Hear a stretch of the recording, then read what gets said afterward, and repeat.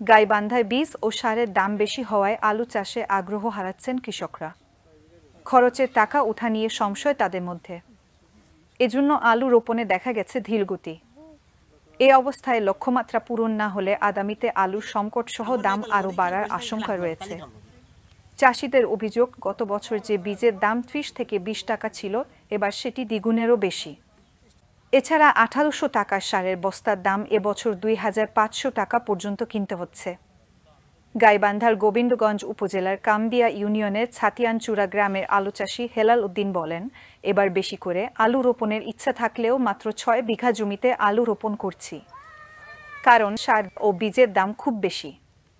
সাদুল্লাপুর উপজেলার ফরিদপুর ইউনিয়নের দক্ষিণ ফরিদপুর গ্রামের আমজাদ হোসেন বলেন, গতবার সার ছিল ১৮০০ টাকা, এবছর সে সার ২,২৫০ টাকা প্রতি ব্যাগ।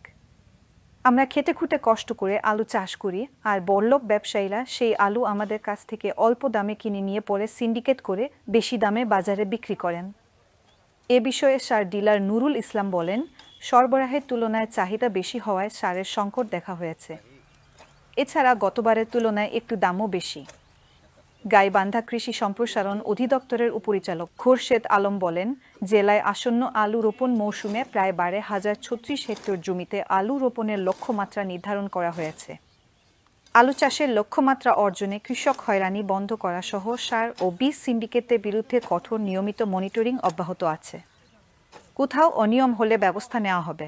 রবি ফসল আলু, ভুট্টা, গম এবং অন্যান্য সবজি সহ রবি মৌসুমে বিভিন্ন ফসলের কার্যক্রম চলমান রয়েছে। কৃষকরা খুব দ্রুত গতিতে এই রবি ফসলগুলো চাষ শুরু করেছে। এক্ষেত্রে কৃষকের প্রয়োজনীয় সার প্রাপ্তিতে কৃষি বিভাগ নিয়মিত কাজ করে যাচ্ছে। সেক্ষেত্রে আমাদের নভেম্বর-ডিসেম্বর মাসের যে সারের বরাদ্দ তা অত্যন্ত সন্তোষজনক। ইতিমধ্যেই নভেম্বর মাসের সকল সার উত্তোলিত হয়েছে এবং কৃষকরা সে সার ব্যবহার করে তাদের ফসল আবাদ করতে সক্ষম হয়েছে।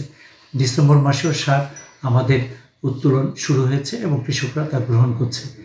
ক্ষেত্র বিশেষে কৃষকদের টিএসপির যে চাহিদা, সেই তুলনায় আমাদের টিএসপির বরাদ্দ কিছুটা কম হলেও তার বিকল্প হিসেবে ডিএপির পর্যাপ্ত বরাদ্দ রয়েছে এবং সেই বরাদ্দ অনুযায়ী ডিলাররা উত্তোলন করছে এবং ডিলার পর্যায়ে এবং বাফারে এবং বিডিসির গোডাউনে আমাদের পর্যাপ্ত পরিমাণ টিএসপি এবং ডিএপি সার মজুদ রয়েছে।